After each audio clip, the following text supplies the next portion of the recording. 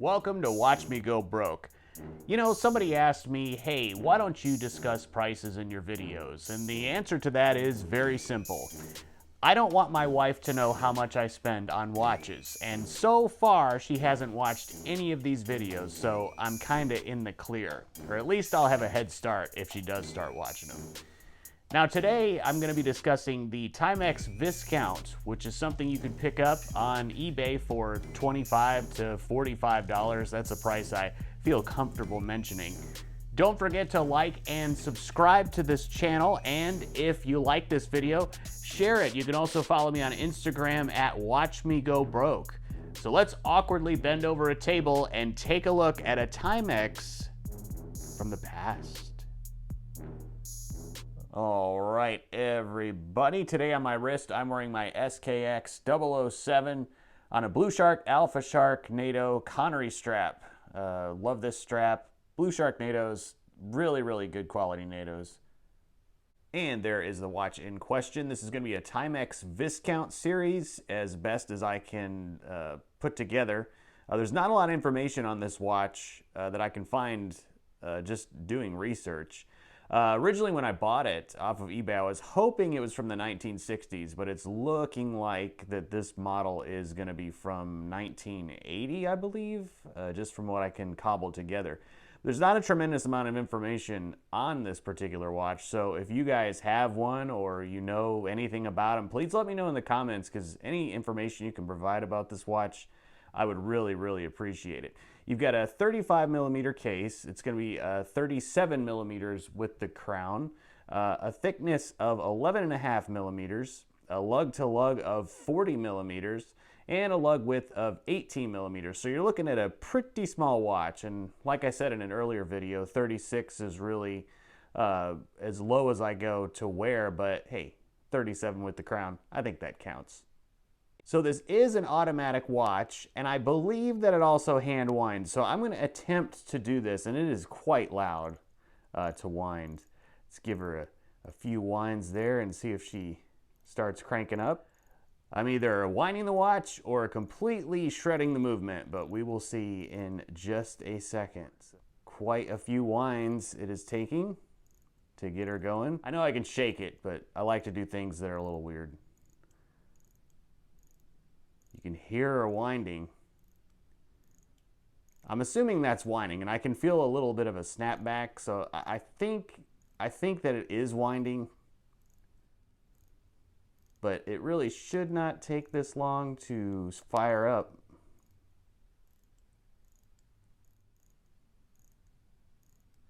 Well, this is going to be the most exciting video you guys have seen all week, apparently. There we go. See, I knew it was hand wind.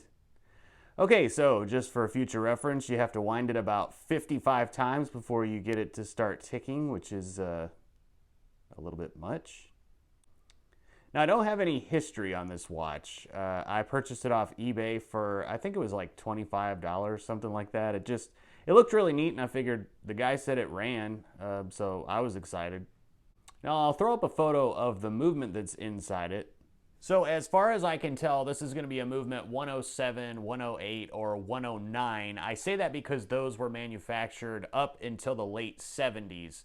I certainly don't think it's a model 31 or a movement 31. Those were made in the 60s and the 32s, I think up to the late 60s. So I don't think it's one of those. I could be wrong on this, but definitely let me know in the comments if you have any information on this movement. Let's have a look at the dial as closely as I can get it here. This is going to be, it looks to be a domed dial, or is it called a pie pan? No, it's not a pie pan. I'm not sure what this particular type of dial is, but it's a curved dial. It appears to be all printed. There is a framed date window at the 3 o'clock position, and this is also not, it does not have a quick set date. So what I've been doing is pulling it out to the first position, which is actually quite challenging. Okay, so okay, this is, yeah, so, well, it only has one position. So the time setting position. So to set the date, what I do, there we go, and right over at 12 o'clock, which is good. I go to about 2 o'clock, and then I go backwards to about 10 o'clock, and then I will go forward again, and that seems to work. So you do have a little bit of a hack for a quick set date in there, but not knowing a whole lot about this watch, a lot of this is just experimenting. So the case back, not really any clue revealing information there. It just says base metal bezel. Okay. Water resistant, which I would never do that.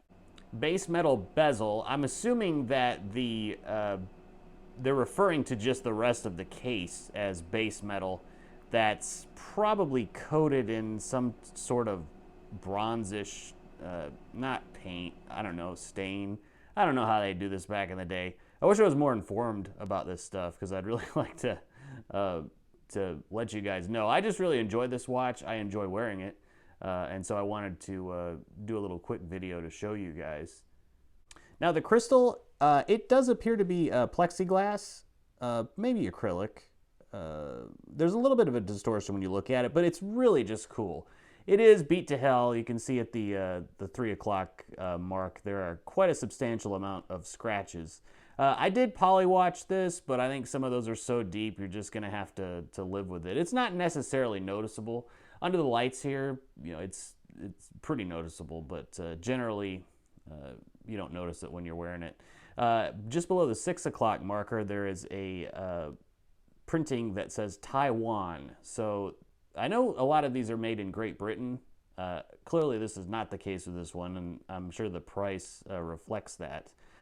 But this is more just a mystery tour. Like, I really want to hear your comments to let me know about this watch, because the more information I have, the more I can really appreciate it. I appreciate it for what it is now, and I'm going to shake it a little bit so you can hear the sound of the movement winding. It is quite loud.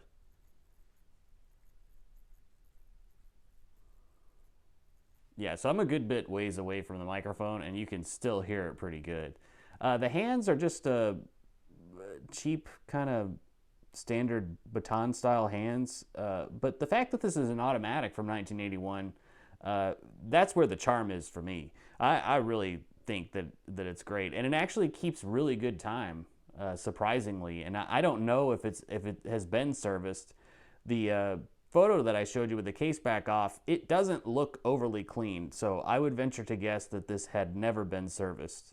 And I don't even know if you could get it serviced. Just at the price of this watch, that may just be something that's never going to happen for this. And there it is on my 7 1/4 inch wrist. The strap, actually, I doubt that it's original to the watch. But I'd also like to know in the comments, guys, if you can let me know just strap options for this that you think would work really good. This strap is I don't even think it's real leather. It's just very cheap, something that the seller just threw on there to get this watch moving. But certainly a NATO would not be an option with this. I would like to use this more as a dress watch. So I don't know. Let me know what you think.